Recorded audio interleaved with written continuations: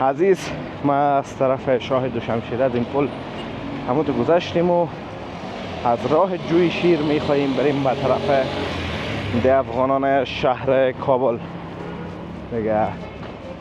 کوه شاهد از طرف ناحیه نمیمونه که رو چیره و تمام شدن روان کرده مثل دیگه جایا مشتری نیست دیگه نمیفهمیم.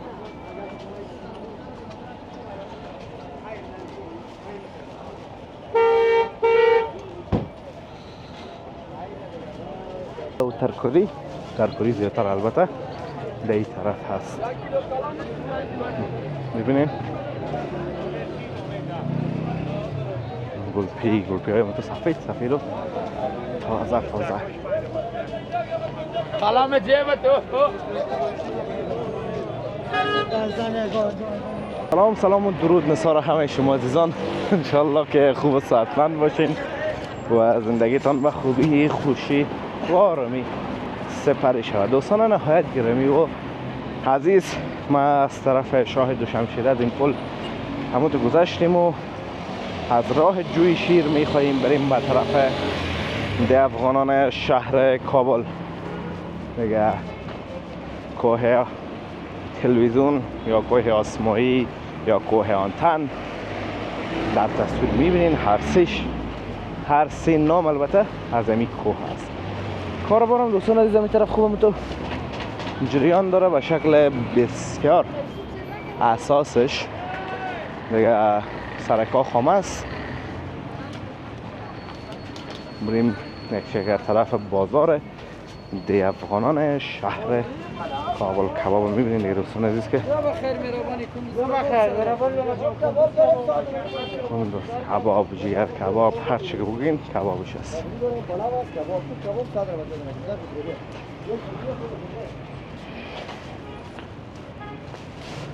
طرف من دوستان عزیز این قسمت ها کندن که مربوط کار جوی شیر میشه. از این بعدش باز مربوط آسمایی هم میشه دیگه. جاده آسمایی هم میگنش، اصل جاده آسمایی اون طرف تر است. خب دیگه تو نامش یک زرگک گدوات هست. طرف تماما لوازم گازی هست دوستان عزیز، لوازم آتش و همه چیزا این در تصویر بیننده هستین.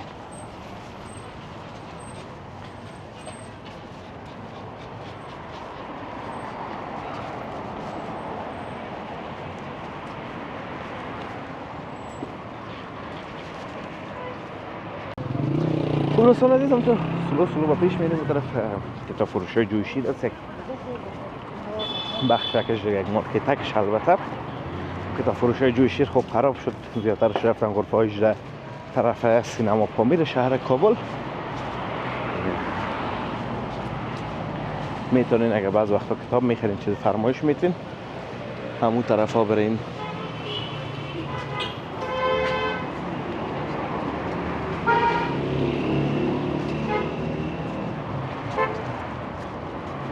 آب انار هم دوستان عزیز، همی آب انار زردک دی وقت سال یک زرگک زیاد است، پس اونا گم میشه. آب انار خو یک ذره کم است، قیمت هم است. آب زردک ارزان هم است، خوب هم است. بخورین و گفته از این بیادرهایم و چشمتان روشن کنین.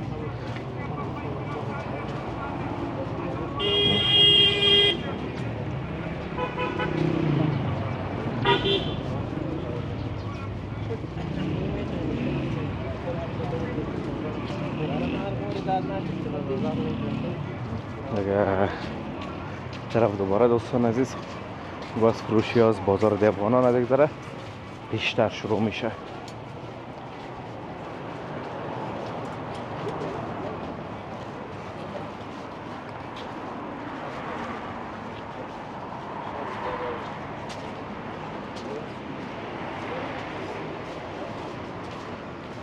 این دوستان عزیز طرف از اون بازار بریم کم کم.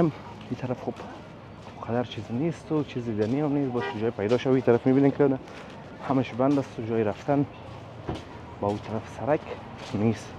اینجا یک جای است زمین رو همون تو طرف تیر میشیم.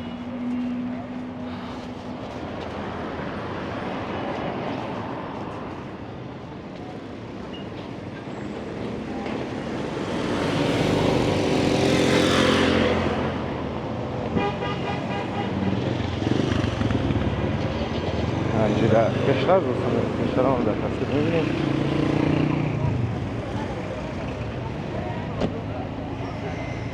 و بخاطر دوستان عزیز بازار هم این طرف است، از پیاده رو نمیریم و بخاطر بازار رو ببینیم از این بغل بغلک سرکموتو با پیش میریم.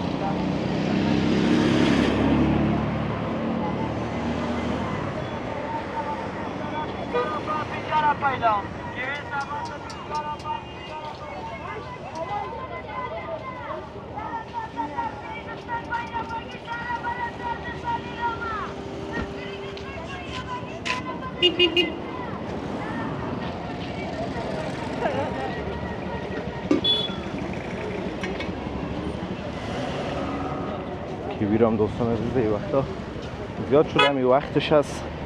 خوب میوه هم است، میوه ترش، خصوصا به کسایی که مریضی شکر دارن از این میوه‌جات باید زیاد استفاده بکنن.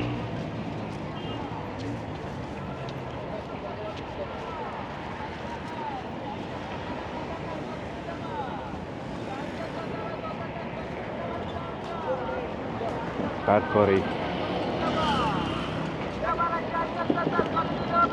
20 پره 6 دسته.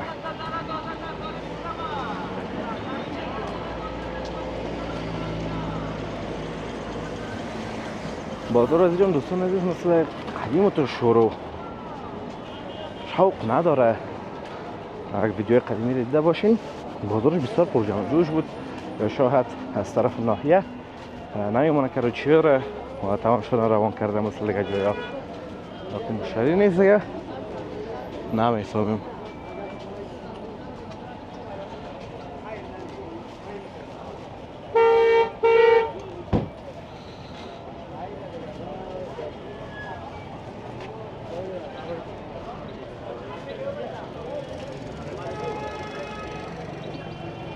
اینجا بازار که اصلش از دوستان عزیز خوب میوه و ترکاری زیادتر البته در این طرف هست. میبینین گلپی های سفید و تازه سلام جیب تو.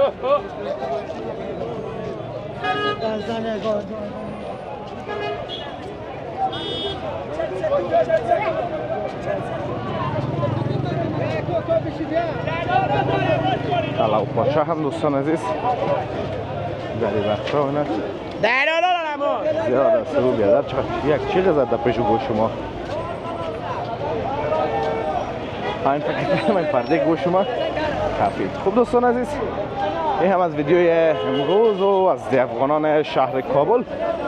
امیدوارم که ویدیو خوشتان آمده باشه، از ویدیو لذت برده باشین. ویدیو را لایک کرده در کانال همچنان سابسکرایب کنین تا ویدیوهای بعدی همایتان به الله متعال پاک و بی‌نیاز می سپارم. روز روزگار خوب و خوش داشته باشین و در پناه الله متعال باشین. الله حافظ و مددگار همایتان.